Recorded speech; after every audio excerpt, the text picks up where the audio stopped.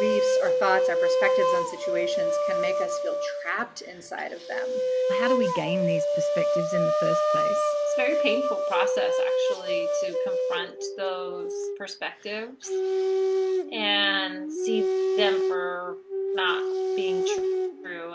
Welcome, friends, to the Reiki Women Podcast, an exploration into the profound depths of the system of Reiki from a Japanese spiritual perspective and how that relates to our modern lives. We are keeping it real to Reiki's origins, challenging the New Age stereotype that things like crystals, chakras, and angels are authentic aspects of the system. I'm Bronwen Logan, and when I'm not writing best-selling books about the Japanese system of Reiki, 75,000 readers and counting, I'm here debunking outmoded Reiki myths and coaching individuals and groups through my website, Reiki with Bronwen. And I'm Michaela Daystar, lead teacher and weaver of Heartscapes Reiki, connecting the dots between Reiki and environmental and social justice, because our individual healing cannot be extracted from healing relationship with the collective and with the land. And I'm Carrie from the Reiki Healing Society, here to help you transform your Reiki practice into a thriving, prosperous business. Because while passion fuels your purpose, it's time to make it sustainable, authentic, and beautifully you. We're three women diving into the heart of Japanese Reiki. We're building a community that centers women's voices and inspires well-being. We're not just for women, we're for everybody. Come join the conversation. Hello, friends. Welcome back to the Reiki Women Podcast. We are gathering today again for conversation about the system of Reiki and the ways in which it interfaces with our daily life. And I have had some things on my mind recently because I am in the midst of teaching my class, Embodied Joy, which is walking through the Book of Joy. And while the Book of Joy is not about the system of Reiki, there are so many juicy places of overlap because, of course, half of the perspective in that book is coming through the Dalai Lama, who is the leader of Tibetan Buddhism. So there is some solid threads there to our origins in the system of Reiki. And a topic really rose to the surface for me this week that I brought to the ladies, and they were interested in exploring it a little further. And that is the role of our ability to focus the mind, and specifically our ability to shift our perspective on a situation, on an experience we're having, feelings we're having, questions that we're pondering, decisions we need to make, challenges are being faced. Our ability to shift our perspective in various ways and the connection between that capacity and our ability to experience joy. I know that was a mouthful, what I just said there, but that opened up some really juicy connections to the system of Reiki. So today we're going to discuss the connections between our ability to shift perspective, our ability to experience joy and well-being even when things are difficult, and of course, the way that the system of Reiki supports us in all of that. So with that introduction, I'd love to pass it over to Carrie and see what comes up for you when you think about shifting perspective. I feel like every day Reiki supports me to shift my perspective. So I just really am grateful for this conversation and this topic because I'm sure I'll get some pointers on how I can do that more seamlessly and better. But yeah, I mean, I guess it's really framing it first, perhaps with the Reiki precepts, right? So the Reiki precepts is a whole way method to shifting one's perspective, and working with the Reiki precepts, and having a broader conversation. And it was something we've talked about in this podcast, certainly, and something I always share in my side of my Reiki courses is that, not taking it always the surface level too, right? Just for today, do not be angry or do not worry. It's not to mean that we just shove those emotions down somewhere and be like, nope, can't. I'm going to shift my perspective and not feel that anger and not feel that worry because, oh, girlfriend, we'll come back onto you if you're not paying attention to it, right? And so, you're working with the precepts, but also working with them in the right relationship with anger and with worry. And how the Reiki precepts, as you work through the anger and the worry piece, are just sitting with it and asking what it needs today, and breathing into it, and recognizing that there's an underlying wound underneath the anger and the worry that might need our support, right? And all of these different ways we can work through that, and that we get as we move down through the precepts, we get even more depth and support of how it is that we can shift our perspective around something that might be hurting us, or taking away our joy or our ability to focus, or a quality of wellness in our mind and heart and life. Um, so and then coming back to those shifts in perspective and really allowing them to guide you. And I know for me, I'm going through a lot of transformation and challenge in my life. And I'm always having to think about how I can shift my perspective, or how I can sit with my emotions and, challenge of going through something traumatic and life changing and all of that. But I had a shift in perspective that kind of comes to mind even just this morning. So I was up in the morning, and I was so tired, just so tired. And I wish I had time to be tired, but I had a lot of pressing things going on, and I needed to get up, and I needed to write an email, and I needed to write a post, and I needed to do it all before I taught this yoga class. And so it was like this whole process, right? And I took 10 minutes for myself to just really breathe into that tiredness and work through it. And then I just really had to focus on the thing that I needed to get done, even though there was other things that were kind of invading my time and space. But as I just allowed myself to be in that process, like it just kind of opened up, and I was able to shift from that perspective. And then I took that practice into my yoga class as well. So I had this yoga class, and I just really spoke about listening to our body, and that brain body connection, and how important it is. And I was kind of in the moment where I just felt like my brain was like halfway in these other realms, dealing with 5 billion things that I also got going on, and trying to focus on my yoga class, and, doing, 5 things at once, basically. It's just my struggle sometimes. But I was just reminded of like the power of a movement practice, and Reiki also inside of this, but certainly within yoga, is to just bring that connection, brain to body, and to honor the body as that foundation of our health. And that these layers of our health, body, emotion, mind, spirit, within yoga therapy, we have actually lots of different layers of wellness. So there's physical wellness, there's emotional wellness, there's mental wellness, there's spiritual wellness, there's social wellness. And maybe there's other layers to that. Environmental wellness might be one that's important for you, or um, but really seeing the body as that foundation piece of all of those things. It's through the body we can experience all of those things. So and I'm really speaking to myself teaching this class, but it's like, as I tend to the body, I can tend to all of those layers. And as if I actually literally shift my perspective, and despite all of the pressing things I feel on my shoulders, taking that time for my body so that I can be more focused and integrated and more present in my life. That was a gift. It was a gift to have what seemed like an obstacle in my day. Like, I could transform it into, like, actually this is serving me, so this is how it's serving me. And sharing my practice, that practice with other people, was always really meaningful. So I'll stop there, hand it over to you, Bronwen. I'm curious what your thoughts are on shifting perspective. Yeah, that brought up some ideas for me around that as well.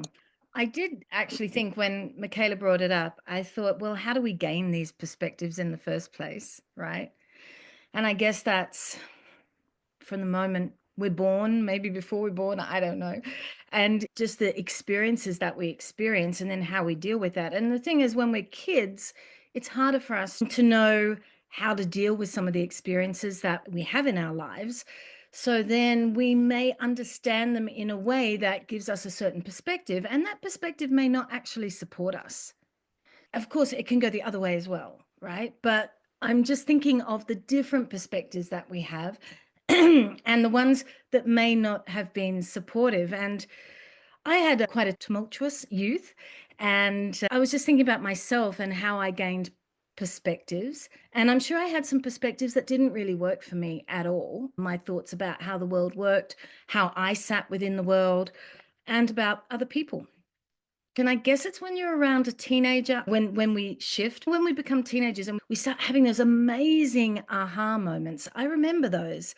And those were those shifting perspectives. It's where you might read something, or you have a teacher who says something, or you're talking with your peers and you all come across this idea together and you just think, oh my goodness. And life is possibly different to how you might have imagined that life is. I can remember having those, and I remember having those when I started the system of Reiki, doing a Reiki 1 class and going, yeah, right, I get it. And then the further personal awareness that comes through that, but also through research, just being curious about life and finding what works. Yeah. So always looking for what works in perspective, right? I could really trace that through in my life. I could see the shifts and changes. And I'm sure there'll be lots more, I hope, shifts and changes and understandings. And certainly the system of Reiki helps. And you mentioned focus as being like a parallel to this idea of shifting perspective. I always thought that I had this relates to what Carrie was talking about, had this magical gift. Say that someone's going to arrive at the house and I have to wash the dishes, feed the animals, cook a meal. I had to do all these things and I have to have it done by the time that that person comes. It's a bit like what you were saying, Carrie, just have all these things that you know have to happen.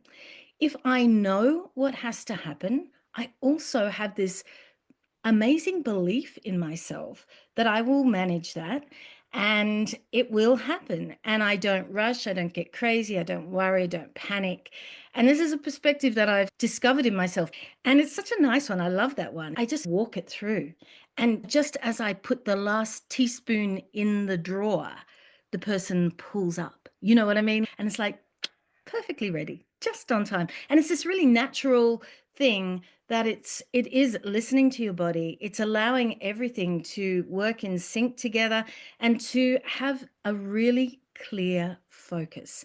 And that focus comes from a confidence, I guess, or a self-belief. And that is my perspective that I can do it, right? I love that. And I just want to take it slightly in a different direction for a moment.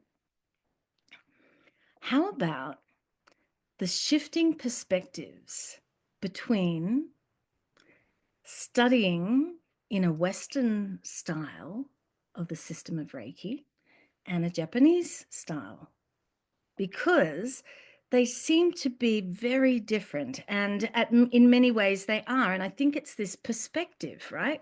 I just have had a student here, and we were talking about this because she'd studied in the Western style, was now studying in a Japanese perspective, and just how having a different perspective, I feel, can really support you in your practice. And it might be slightly controversial. I don't know. Is that controversial what I'm saying? But for me, it makes a lot of sense at any rate. When I think of the Japanese style, it's so much about yourself and it all comes back to you. And it's not about doing things to other people or making other things happen or putting things in other people or trying to show that you can do things. It's nothing like that. It is this sense of working on myself. And then when I go to do a treatment or teach a course, then I have this balance because of what I've actually been practicing. And so, yeah, we went to do a treatment and she's like, oh, right. So I don't need to do the symbols or something before I do a treatment, you know? And I'm like, no. And we just spent all this time working on the symbols. And she did a treatment on me. The second she put her hands on me, the heat, the movement of energy, because she's been working on herself, not about her putting something out there to make something happen, to do something to me, all about herself. And that shifting of perspective helps us just to grow as individuals, as people. And I think for me, I just find it incredibly valuable. So, yeah. I love all of that. There's several things that both of you said that I want to respond to. So I'm like trying to organize the thoughts here, shift my perspective to an organized mind. But I guess I want to, kind of ground myself back in this kind of original thing that caught my attention. This, idea that focus and perspective taking is a direct route. It's an essential part of the formula for being able to access a sense of well-being, a sense of happiness, joy, even when things are really challenging. The scientific backup for that the author of the Book of Joy, Douglas Abrams, provided was really what captured my attention. It was that there are 4 neural pathways in our brain that together govern our ability to sense our own well-being. So our sense of well-being, our ability to feel neutral, good, I feel supported, I feel, like I have what I need, just that sense of well-being is governed by 4 neural pathways that all do different things, but they work together in this way. And one of them, 25% of our ability to sense our own well-being, is the ability to focus the mind. So the neural pathway that is devoted to helping our mind to focus in ways that we choose, as opposed to having our focus pulled in whatever direction we're either distracted by, or we're startled by, or where we think a threat might be coming from, or some desire that we're having that's distracting us. And then, of course, when we look at the system of Reiki, if we look at it from the perspective of its Japanese origins, I really want to circle back to the point you just made, Bronwen, about the perspectives of the 2 different systems. But if we take that Japanese perspective, of course, focusing the mind is an essential element of working with the system of Reiki. All of the practices, I love that you mentioned the precepts, Carrie, the way that they use, mental concentration and contemplation, our imagination to, apply these precepts to our life and to kind of filter situations that we're experiencing, questions that we have through the lens of, just for today and our 5 precepts. Is a way of training our mind to focus in particular ways. Of course, the foundation of the system of Reiki is the breathing practice, Joshin Kokyu-ho, a method to focus the mind. So right there at the beginning of our, work with ourselves with the system of Reiki, we have this capacity building around focusing our attention. And being able to focus our attention with choice and with consciousness, curiosity, and expansiveness is really what we're talking about here. I loved, Carrie, that you started with distinguishing perspective shifting from spiritual bypassing. You were describing, like one version of shifting our perspective could include, oh, just don't look at the bad things, just look on the bright side. Everything happens for a reason. We don't have to, look at those dark things. It's not that, a shift in perspective will take into account, if anything, more of the situation or a particular part of the situation in a way that is clarified for us. It doesn't turn away from the truth of what is present in the situation, including the difficulties, but it allows us to bring in data from different places and consciously put those data together in a way that brings us back to that sense of well-being. I loved the example that you gave, Bronwen, of this, way of taking a perspective on time, right? Of like looking at the time that you have to get certain things done before the guests come, and this belief that I can get it done, and then it gets done consistently over time. you can imagine someone having the opposite perspective, right? There's never enough time. I'm always so slow. I'll never get it done. There's too much to do, right? Like that would be an opposite perspective of that situation. And, my guess would be if we hold that perspective, we're probably not going to get it done in the way that you described. And so that would be a conscious shift in perspective that we could undertake if we're having a frustrating experience like that over and over again. That would be a great example of a place to do a little bit of Joshin Gokyo, apply the precepts. Just for today, I'm not going to worry about the dishes not being done when the guests get here. Just for today, I'm not going to be angry with myself because I didn't get it done. Just for today, I'm going to be grateful that I have guests coming over. Who cares if there's dishes in the sink, right, etc. So we have these practices that help us in this way, and these are kind of lighthearted examples that we're looking at in this particular moment. But when we think about all of the ways that our beliefs, our thoughts, our perspectives on situations can make us feel trapped inside of them. I don't have an option. I don't have a choice inside of this. I'm so frustrated. I'm so afraid. I'm so angry. And can we work with the one thing we truly have control over, which is what's happening in our mind? That control can be hard won. It can be very challenging, which is why we need whole systems of practice to help us get there. But the power in being able to count on, and believe in our ability to take on different perspectives. And that can include perspectives of time. How is this going to feel 5 years from now, right? If I get a little bit of space from this situation that I feel so upset about, how might I see it different if it was far in the past? Perspective changing in terms of scope. What if I looked at this situation in terms of, the wider web of life that's happening, the, larger, world of things occurring? Look at this in a way that's interconnected to other things and see if that changes how I think about it. Change in perspective of who is viewing the situation. Can we take on somebody else's perspective? Think about how might this situation feel to this other person who's in the midst of it, or to a neutral third party. How would they see this situation? So all of these different capacities that we can develop, one of the many things that the system of Reiki gives us, specifically when we're working with it from those Japanese origins.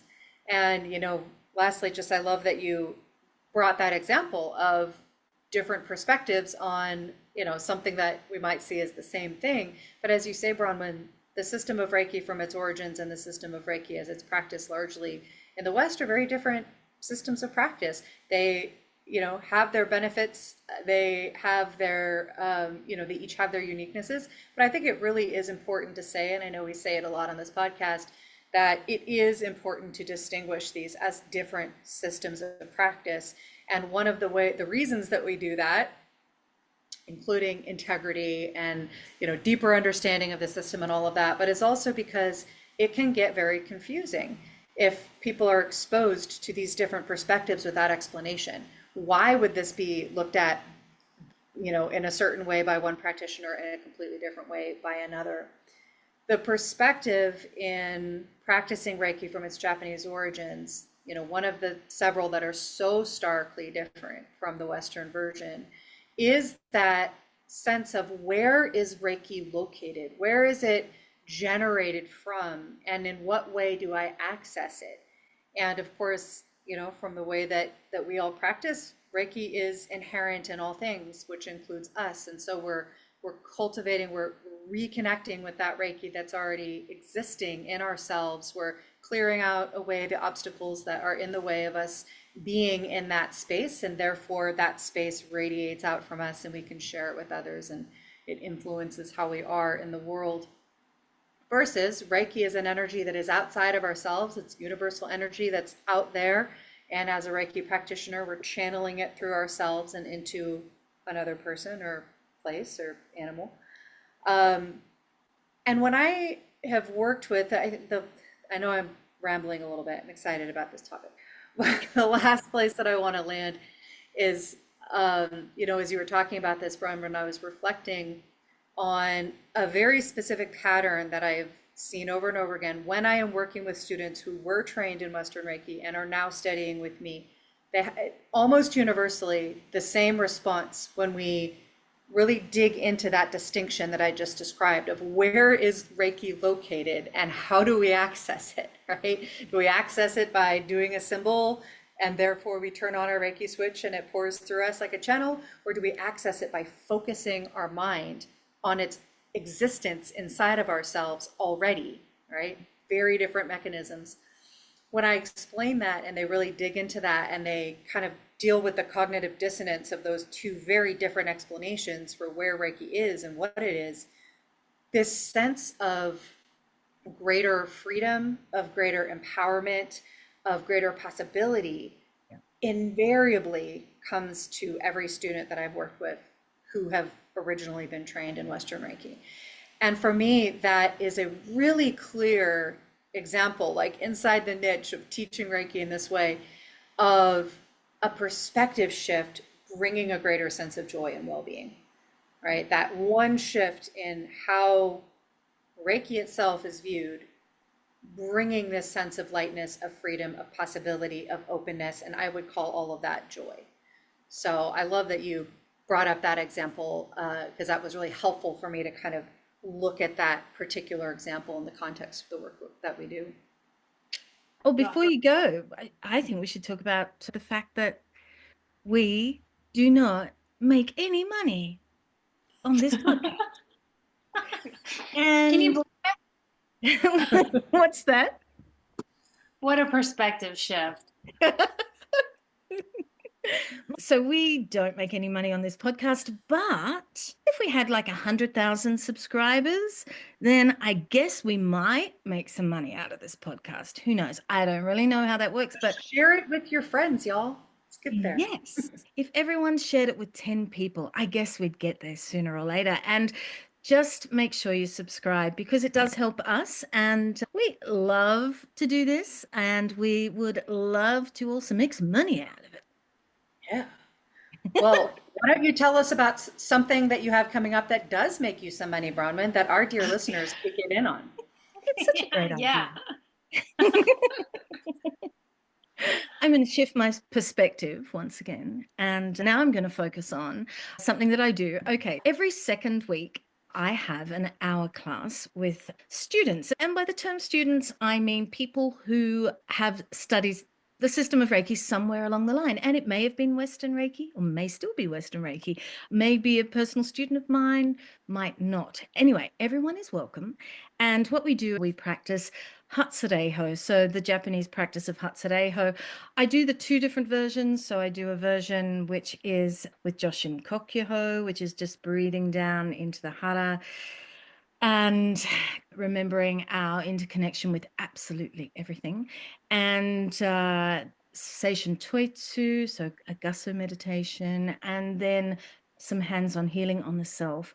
And then moving into a teaching aspect of the class where we focus on something. This year I'm focusing on the memorial stone so far, yeah, and doing some ins and outs around that, and we're looking at what it means, so the history of the system of Reiki, but bringing practices into that as well. So it's a practical examination of the history of Mikao Usui.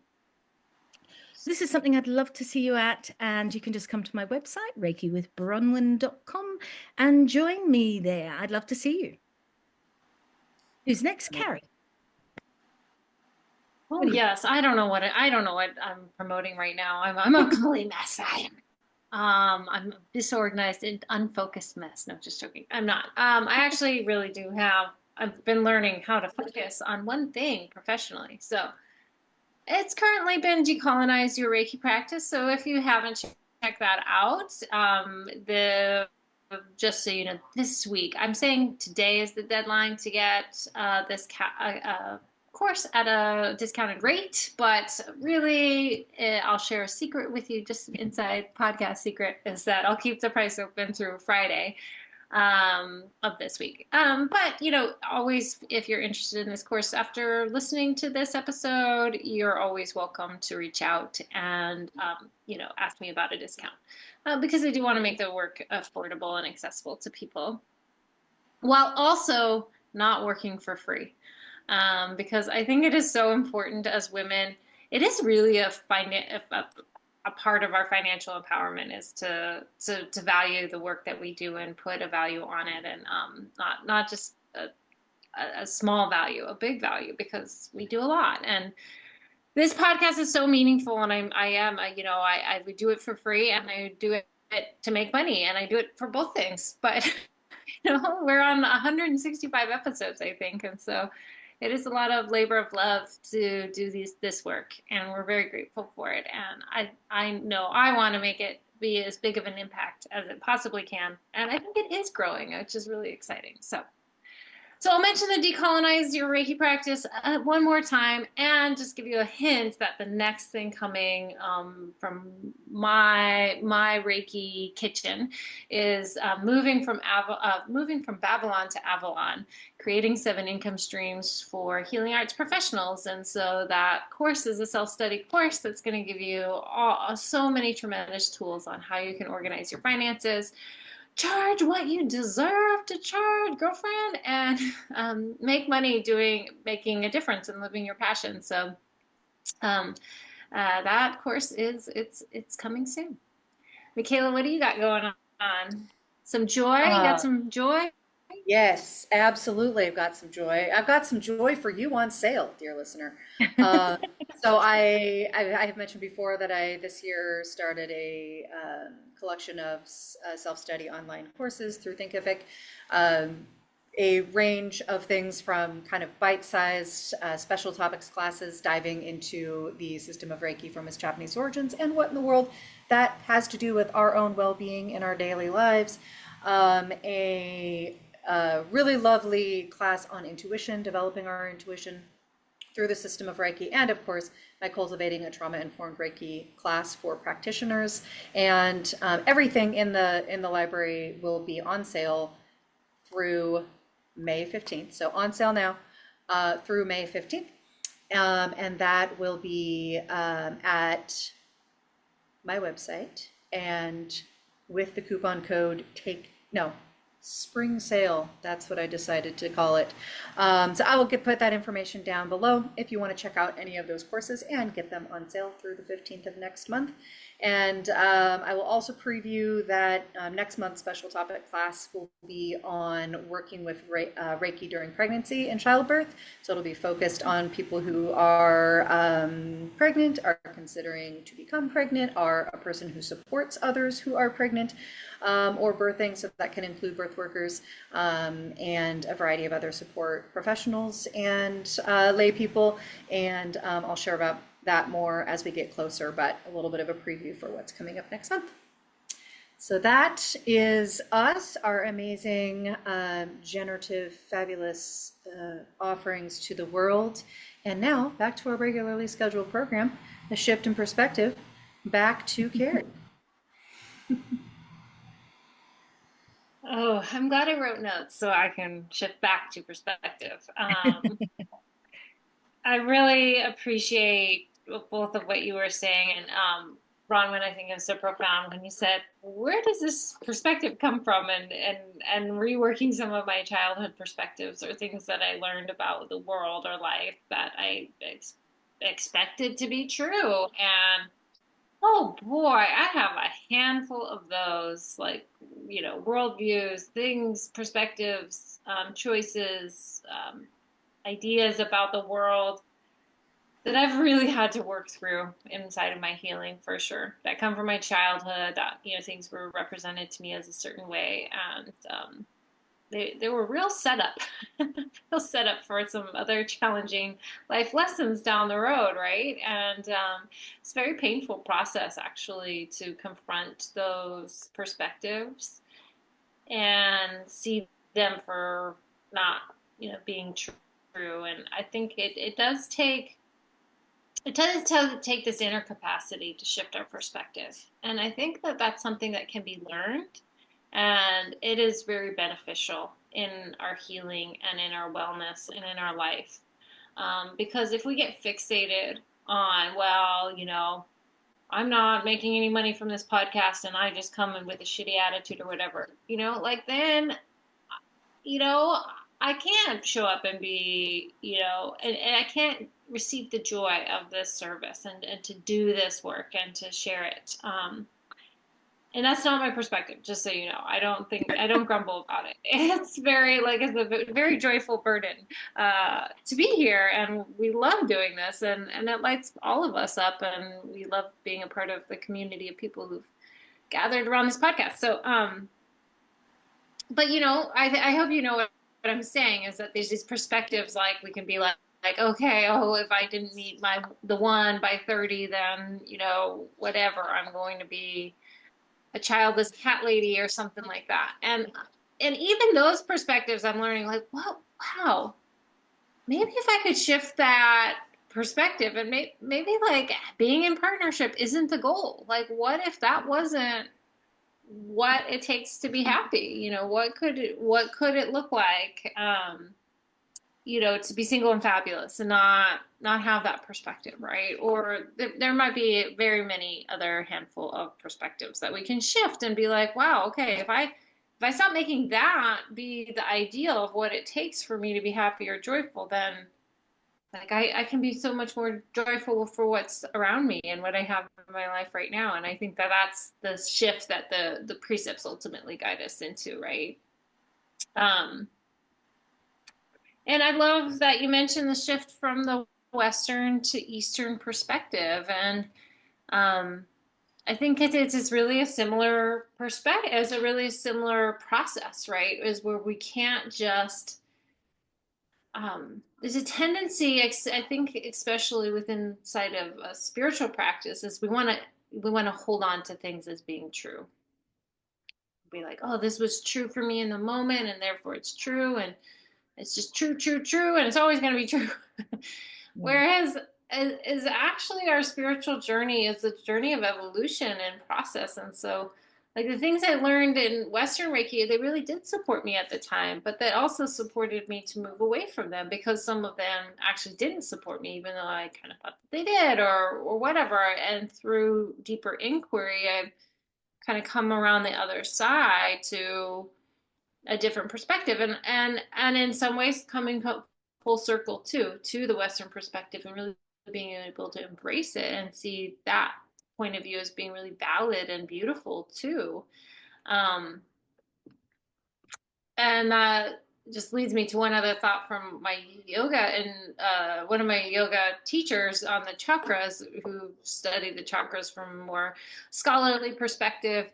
He talked about the distinction between the seven chakra system as it's understood in like the Western world, and as opposed to how it's understood from this tantric worldview before the chakras were westernized. And he kind of came full circle and says, this chakra system might be a very valid system of practice, and it might be a really beautiful system of practice, and it might lead you to many different transformations. But from this more historical embodied perspective, is that why it lacks the generations of practice and of evolution that this more historical perspective has. And so therefore it's just more new and potentially problematic, and there might be certain blind spots in it, right? So just something to think about. But I really guess one more point is this: I really enjoyed that you brought in channeling energy, Michaela, and I think that was one perspective shift that has really helped me, is kind of moving away from, oh, like Reiki is something I channel or that moves through me, as opposed to Reiki is something that I am. And I think a lot of people in Western Reiki might view it that way too. But, you know, it doesn't feel good to be channeling energy all the time. It can feel a little bypassing, like, oh, if that feeling is uncomfortable, let's just keep moving energy through it until like it goes away, or we might be pushing things away unknowingly, rather than bringing them into our circle and into our perspective, and getting curious with what those sensations and feelings are, as opposed to trying to push them away. So I think should always be willing to question things. And it's not to say the traditional approach doesn't deserve some questioning. I think there's some other aspects within traditional Reiki we should question too, and that way we can be a part of the evolution of the practice. There's a lot in that, and maybe it's a different conversation. If I look at when, Michaela, you mentioned the word universal Reiki, and I think about that, and I think it just doesn't make sense to me that universal Reiki wouldn't include me. Do you see what I'm saying? It's those sorts of things that sometimes I feel like it's just common sense. I don't know. I think maybe sometimes we have mystery held over us. And I think that's my issue with a lot of this stuff. So it's almost like, well, that's a mysterious thing that my teacher told me that I don't understand. And I just have to accept that. And I guess my curious nature is something that says, I want to understand that. And I want to know how that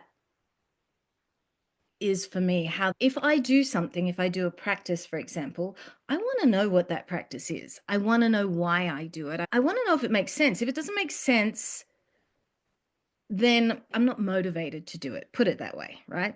So for me, I find the ideas within the Japanese aspect of the system of Reiki that there is a cultural sense to a lot of it. So I can investigate that and find information in that then helps me to understand why I'm doing what I'm doing, purposes behind it, rather than, I guess, relying on someone to tell me, no, you just do it that way, and then I have to accept that. I think everyone's different. Like I said, if someone says universal Reiki, I think I'm a part of the universe, aren't I? Right? Yeah, But bro. so I'm not something separate to it. I don't have really much more to say about that. I love the idea of focus and it helping us to shift our perspective, using focus as the tool, and that really taking us deeply into something. And that is a great pleasure to be able to do that in all different aspects in my life, but especially in the system of Reiki. Absolutely. Well, I think where I want to land with this conversation is to kind of pull my perspective back a little bit further and, acknowledge that we're in a fairly volatile period of time.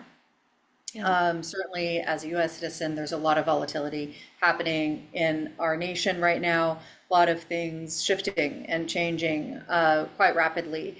And that brings up a lot of fear, brings up a lot of, freezing, a lot of anxiety. Yeah. And what I'm finding is that these practices and this capacity to shift perspective and to be in control of where I'm focusing my attention and in what way has been incredibly important and powerful for maintaining my own sense of well-being in this time. And to not only kind of ride the tides of what's happening moment by moment, but to be able to widen that perspective enough to start thinking about what comes next and where do we want to go from here? Can we be more conscious and focused and intentional about what gets shaped out of the things that are changing or deteriorating or falling apart? And that's, I think, a really important thing for us to keep in mind, that these capacities that the system of Reiki gives us, of course, they are about our own life and our own, well-being and how we feel moment by moment. And they're about the ways in which we then impact the world around us.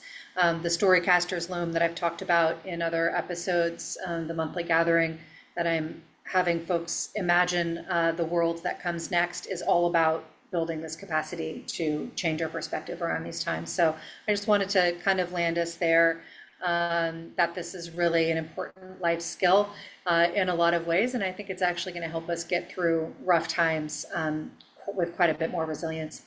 So that's where we're going to land our conversation. Friends, thank you so much for being along with us. We would love to know your perspective on the topic of perspective taking.